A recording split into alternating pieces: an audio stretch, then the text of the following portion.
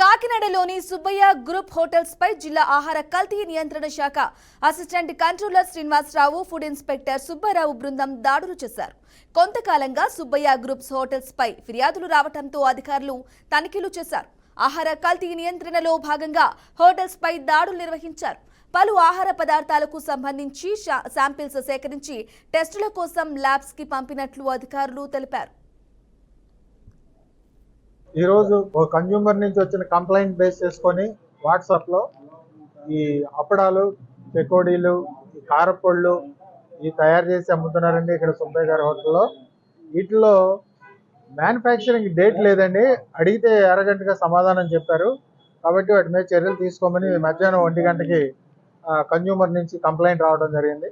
ఆ complaint base చేసుకొని మేము 4:30, 5 ఆ టైంలో మీడియా ఆధ్వర్యంలో ఈ హోటల్స్ ఉన్నటువంటి వాటిని చెక్ చేయడం జరిగింది. ఆ చివరి దాంట్లో 2,500 రూపాయల వర్త్ మ్యానుఫ్యాక్చరింగ్ డేట్ లేనటువంటి దాన్ని సీజ్ చేస్తాం. అడ్జుడికేషన్ ఇచ్చేసి జేసీ గారి కోర్టులో వేస్తాం. అట్లానే మధ్యలో దాంట్లో 4,000 రూపాయల వర్త్, ఈ చివరికి వచ్చేసరికి 1,000 రూపాయల వర్త్ సంబంధించిన స్టాక్ సీజ్ చేయడం జరిగింది. అట్లానే హైజీన్ కండిషన్స్ కిచెన్స్లో ఎట్లా ఉన్నాయో మీ ఆధ్వర్యంలో ఇప్పుడే చూడటం జరిగింది. గతంలో చాలా పూర్ కండిషన్లో ఉండే, ఇప్పుడు అప్ టు మార్క్ లేకపోయినా 80% వరకు శుభ్రంగా ఉండే. మిగిలిన 1 or 2 కండిషన్స్కి ఇంప్రూవ్మెంట్ నోటీస్ ఇస్తాం.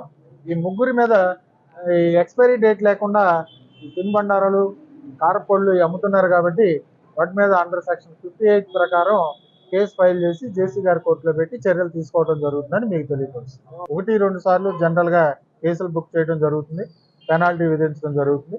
పదే అదే విధంగా వాళ్ళు ఉన్నటువంటి నియమ నిబంధనలు ఉల్లంఘించినట్లయితే లైసెన్స్ రద్దు చేయడం జరుగుతుంది. ఎక్కువ సార్లు ఇలా తప్పులు చేస్తాను కూడా మీ ద్వారా తెలియదు. రేట్ల గురించి